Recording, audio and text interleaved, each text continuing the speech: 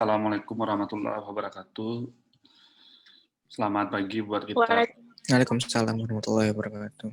Alhamdulillah pada pagi ini kita lanjutkan ya tatap muka meskipun sudah beberapa penugasan dan juga bahan dan juga audio video yang sudah kita tautkan ke Island. Tidak hanya mata kuliah systematic review dan meta-analisis ini dan juga mata kuliah yang lain.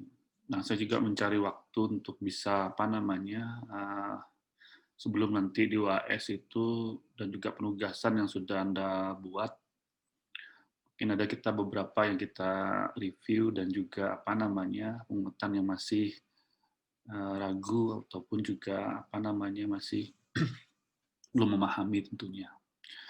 Nah, yang kemarin untuk sebelum kita masuk nanti ke sampel dan juga investigasi wabah maupun juga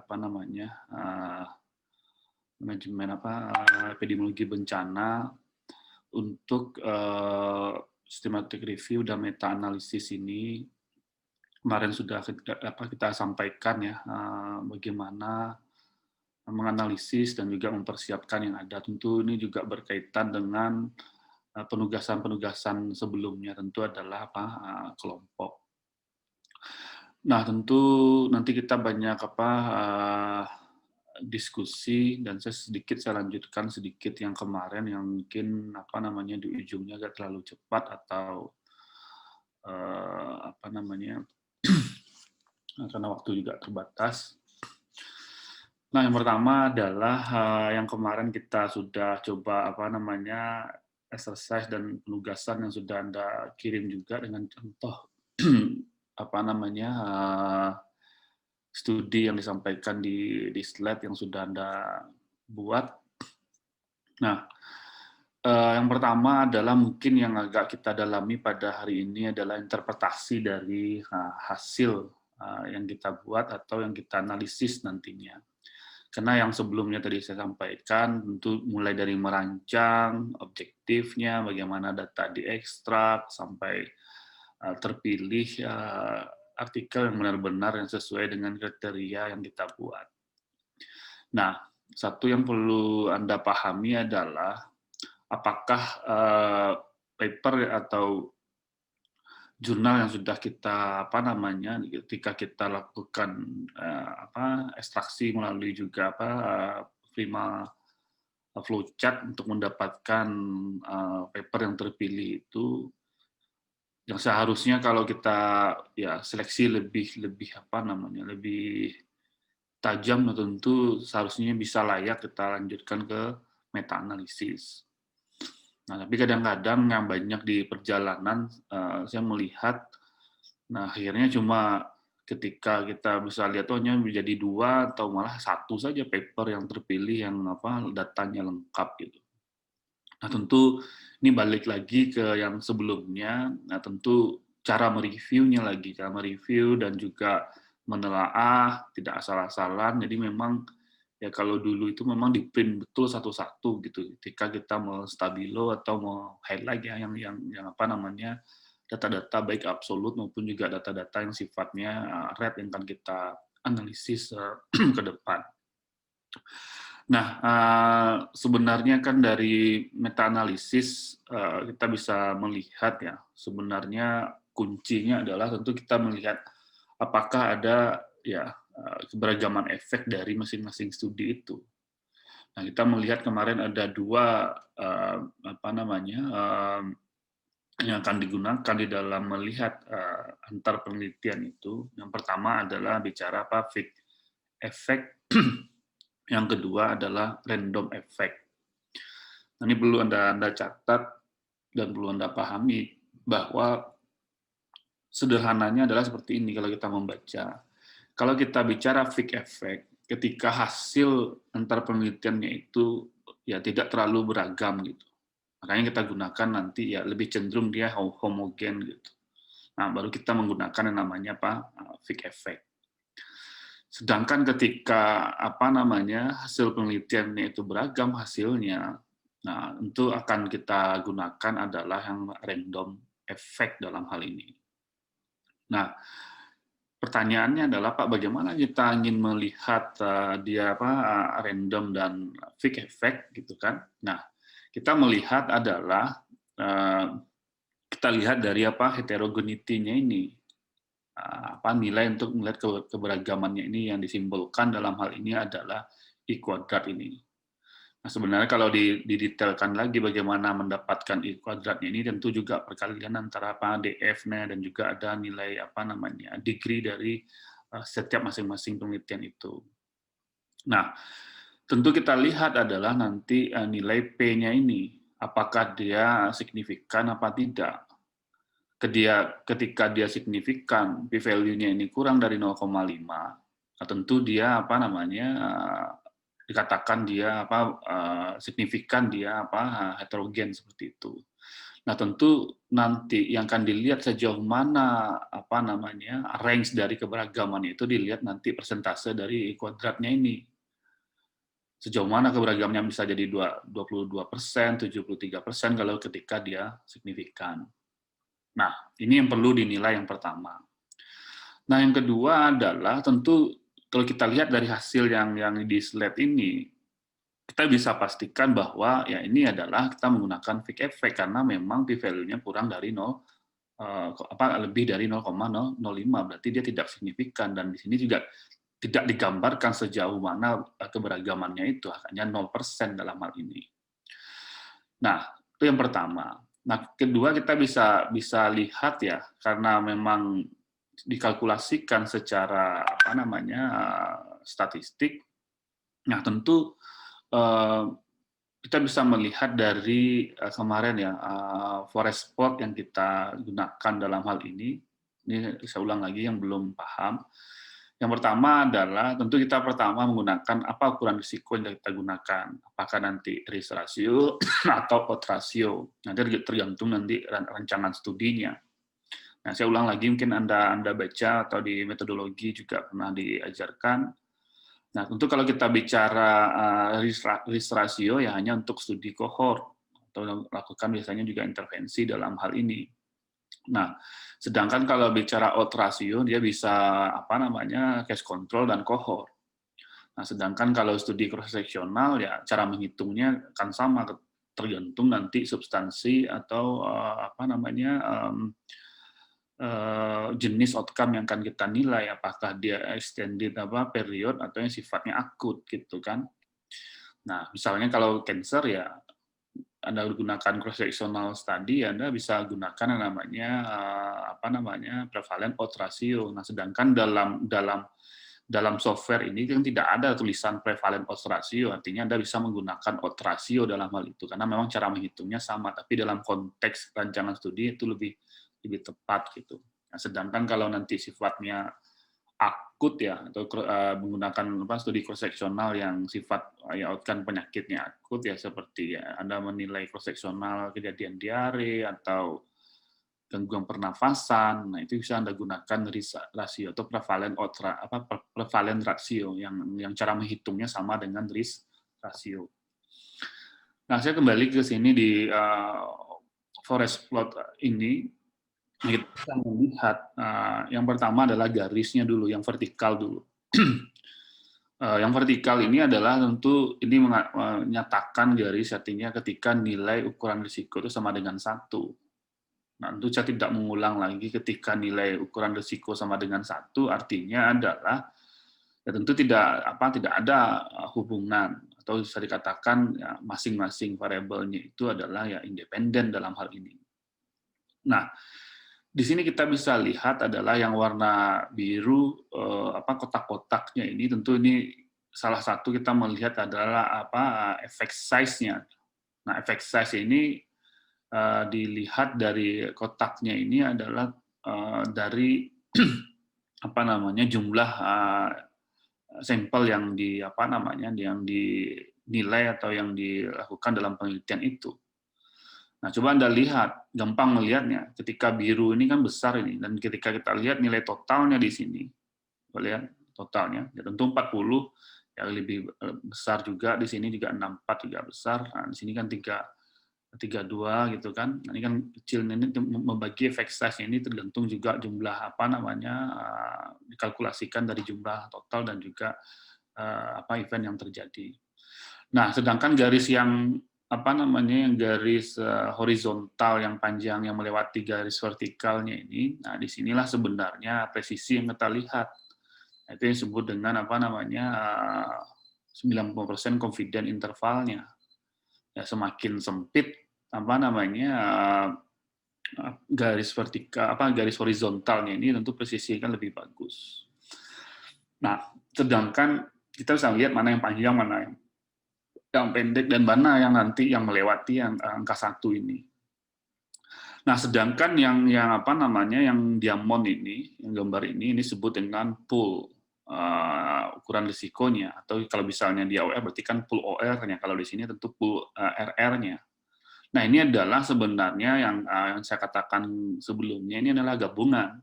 Nah, dalam gabungan ini yang kita dapatkan nilainya adalah ini dia 1,69. Nah, sedangkan didapatkan intervalnya ya cukup sempit juga 1,04 2,75.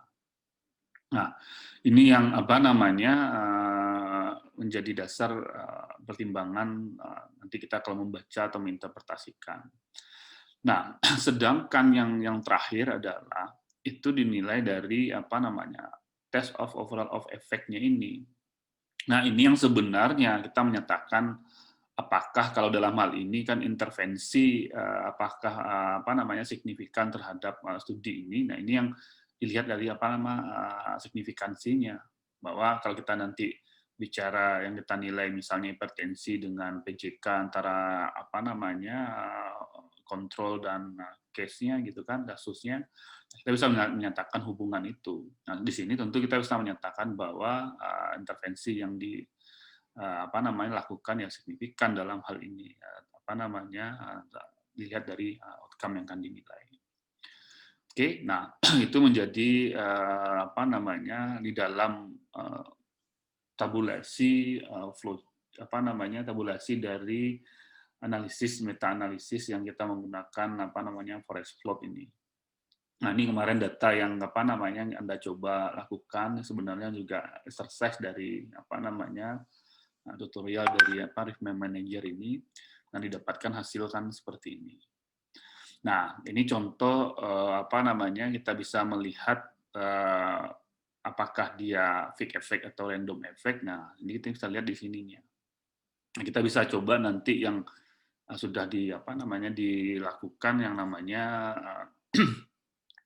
diganti apa fake atau random di kalkulasi Rhythm Manager-nya. Nah, coba bisa kita lihat kalau yang Anda sudah kerjakan ya tinggal Anda custom saja nanti di apa namanya di apa icon yang ada di Riffman-nya itu.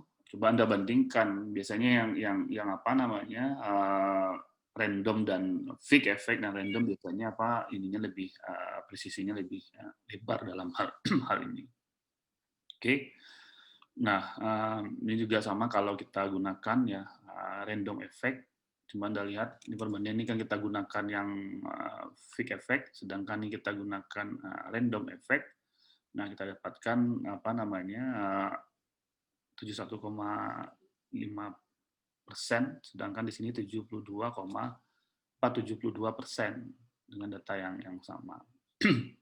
Nah, dan kita bisa lihat kalau di sini perbedaannya coba Anda lihat dari apa namanya CI-nya, ya kan?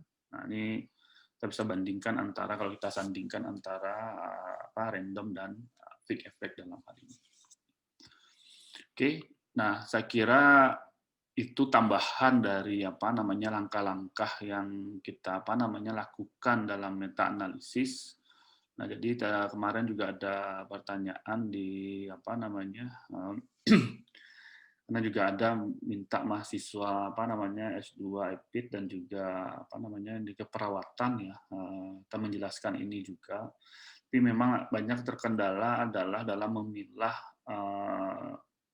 artikel yang kita apa namanya jadikan sebagai kriteria di dalam analisis. Nah, ini biasanya ini keterkaitannya nanti di dalam strategi dalam pencarian. Nah, saya kira itu sebagai tambahan ya. Nah, tentu saya sudah saya cek juga ada yang sudah kelompok yang sudah mengirim ya. Tentu yang dikirim itu adalah yang ya lanjutan dari yang tugas yang Anda kerjakan untuk systematic review-nya.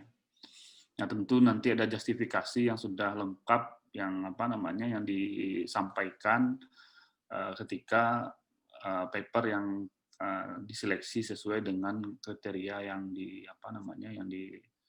didapatkan oleh kelompok nantinya. Itu akan menjadi nilai tambahan nanti untuk nilai kelompok untuk setelah UTS nanti ditambahkan dengan UAS-nya.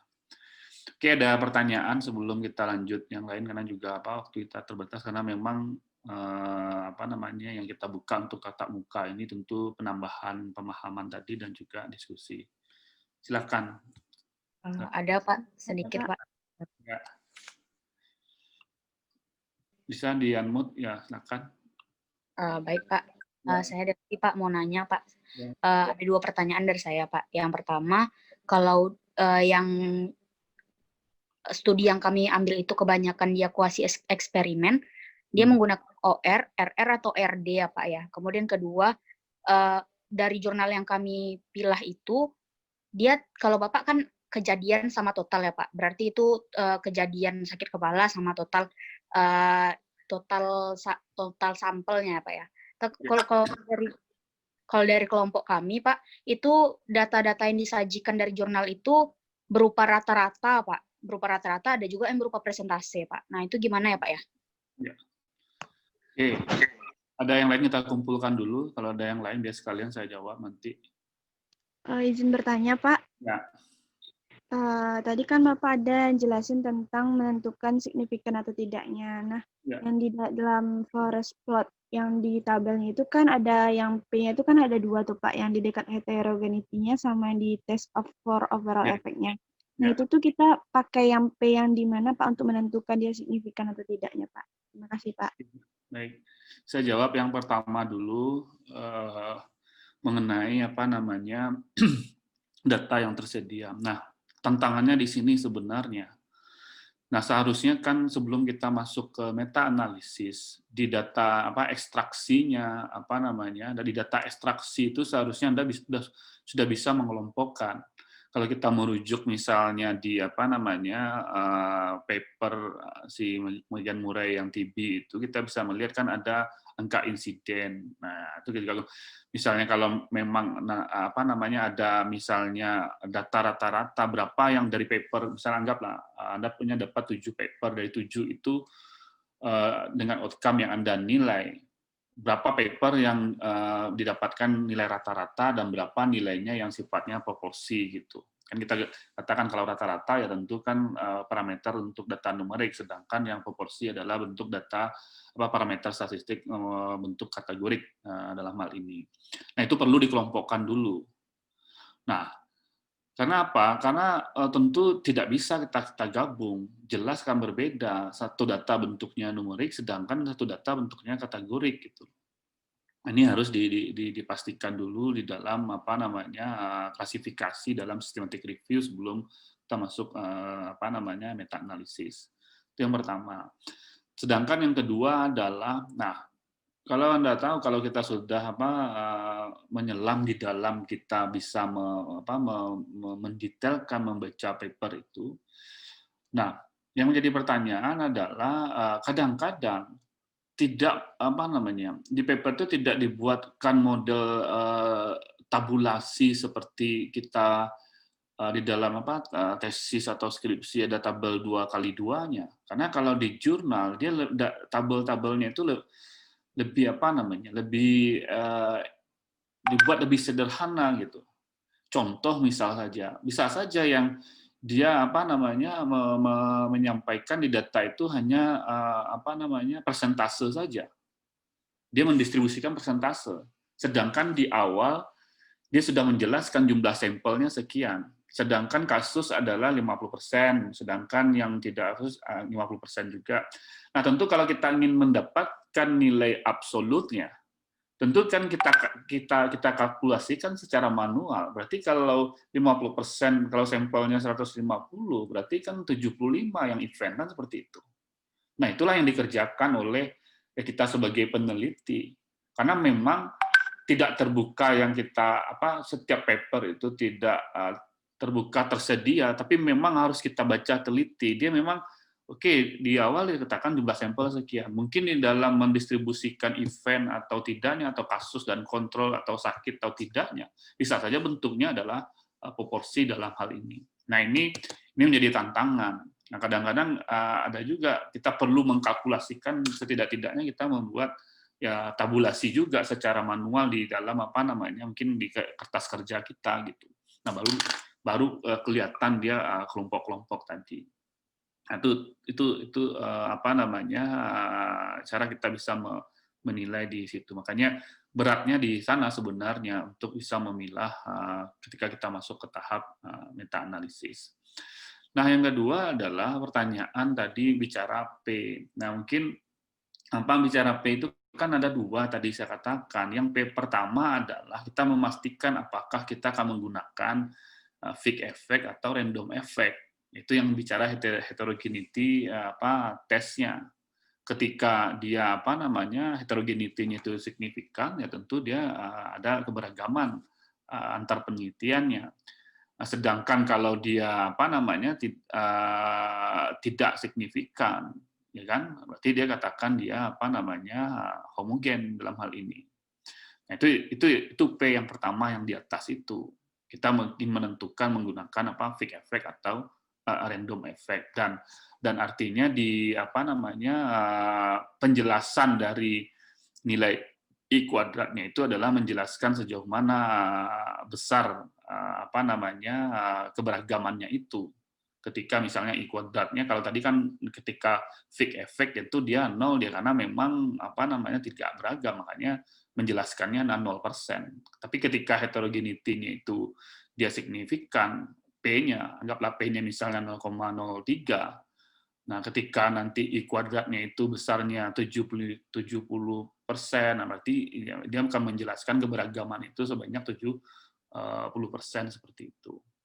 Nah, yang terakhir adalah bicara P yang terakhir, dan P yang terakhir itulah yang menentukan bicara apakah ya ada signifikan hubungan antara outcome independent variable dan dependent yang akan kita nilai, atau intervensi yang kita nilai terhadap outcome-nya. Nah, di situ nanti kita melihat dia signifikan atau tidak. Tentu kalau dia signifikan adalah ketika nilai test of overall effect-nya itu adalah kecil dari 0,05. Oke, saya kira jelas ya. Ini nanti juga di ujian juga itu yang akan kita Anda mampu bisa menjelaskan itu. Oke. Mohon maaf. Ya. Tadi yang itu Pak, kalau ya pakai kuasi eksperimen menggunakan ukuran.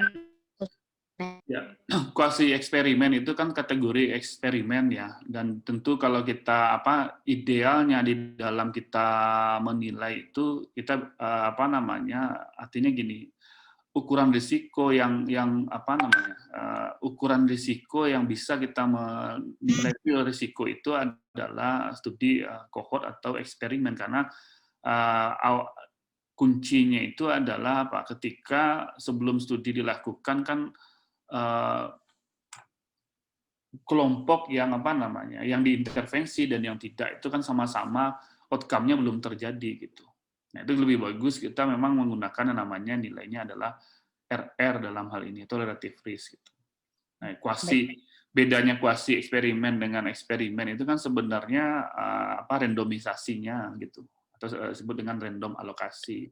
Ketika kelompok yang kita bagi antara yang diintervensi dengan yang tidak, kita lakukan alokasi. Sedangkan kalau yang kuasi itu dia tidak melakukan alokasi. Artinya peneliti membagi diintervensi dengan tidak intervensi itu tidak dilakukan yang namanya random. Sedangkan kalau yang pure atau yang murni eksperimen, perlakuan antara yang yang diintervensi dengan yang tidak itu dilakukan yang namanya random, artinya dia mempunyai hak yang sama untuk diintervensi seperti itu.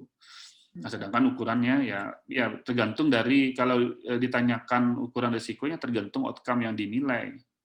Nah, kalau dia datanya numerik ya bisa saja dia menggunakan rata-rata dalam hal itu. Tapi kalau dia bentuknya kategorik ya bisa bentuk proporsi.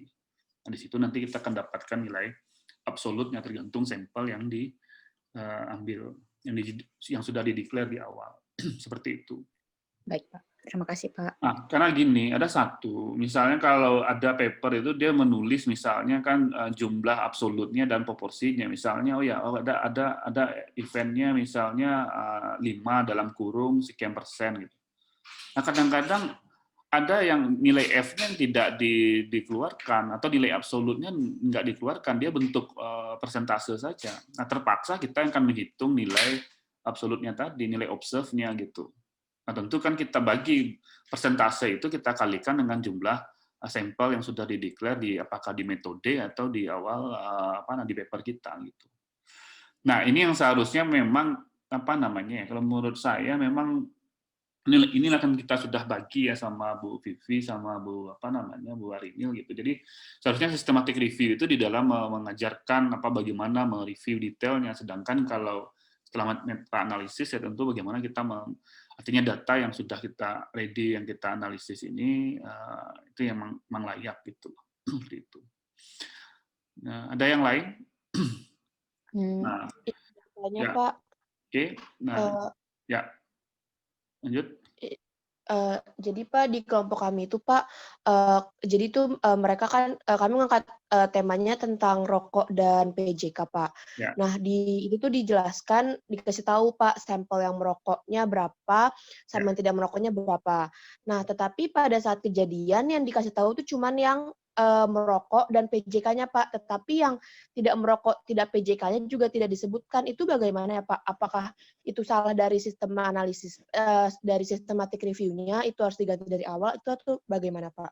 Makasih, Pak. Itu sebenarnya tidak salah. Anda bisa menghitung itu kalau nilainya ada. Sama kayak ujian, kalau saya nggak tahu Anda sudah dapat analitik Pak belum, sama nanti di ujian. Misalnya yang akan diketahui adalah proporsi yang merokok yang PJK. Sedangkan nanti kan totalnya kan ada. Nah, dan bisa kita mengisi, artinya gini. Kalau kita buat, nah, saya coba ambil contoh ya, coba kita ambil di sebentar ya, saya simulasikan. Ini pertanyaannya bagus. Bisa coba simulasikan dulu di slide ya, biar Anda paham juga. Oke, bentar.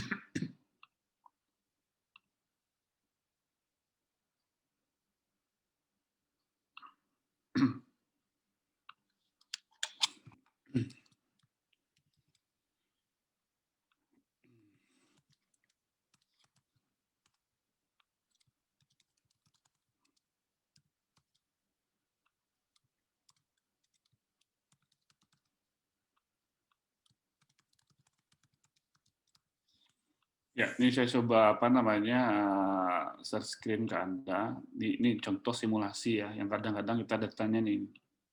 Ini pertanyaan tadi si Putri ya. Nah, kadang-kadang ini coba bentar Anda sedikit lagi.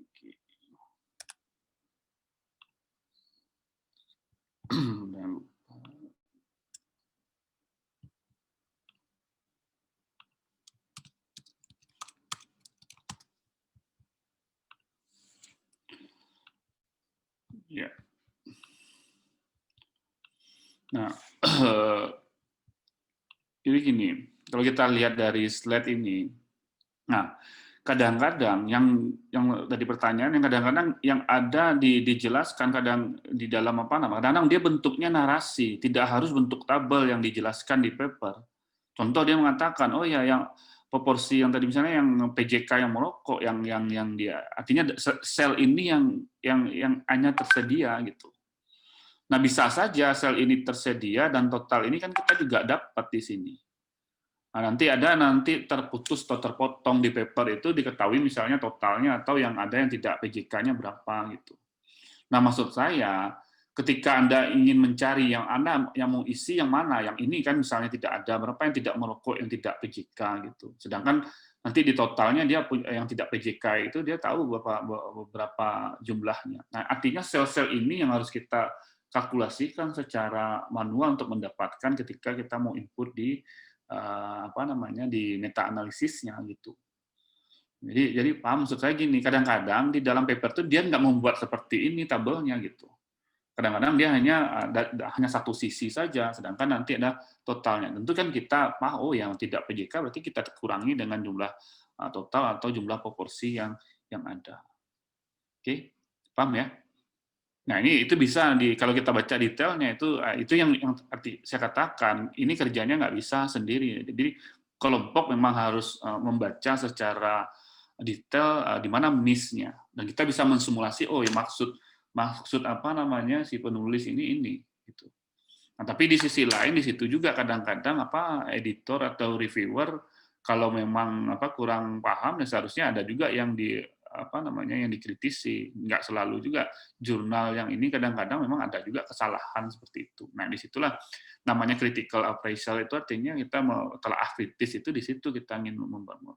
Tapi awal-awalnya kita menganggap ini missing, mungkin penulisnya salah, tapi kadang-kadang kebodohan kita aja gitu, kadang-kadang tidak paham membaca itu, karena memang kalau di jurnal itu bagaimana membuat dia lebih sederhana dan efisien seperti itu. Oke, paham? Tria? Oke, ada yang lain? Kita lanjut. Nah, tentu nanti ya tolong dirapikan semua yang kelompok yang belum mengirim ya. Nah, kalau bisa juga sekaligus ya paper yang terseleksi itu seharusnya Anda kirim juga sebagai lampirannya. Yang saya terima kan hanya penugasan, kalau bisa juga paper yang sudah ya bukan yang keseluruhan tapi yang terseleksi untuk masuk ke tahap systematic review-nya itu, masuk ke meta analisis juga Anda bisa lampirkan juga di email, biar nanti bisa juga saya melihat apa yang Anda kerjakan ini sesuai nggak dengan paper yang Anda nilai seperti itu.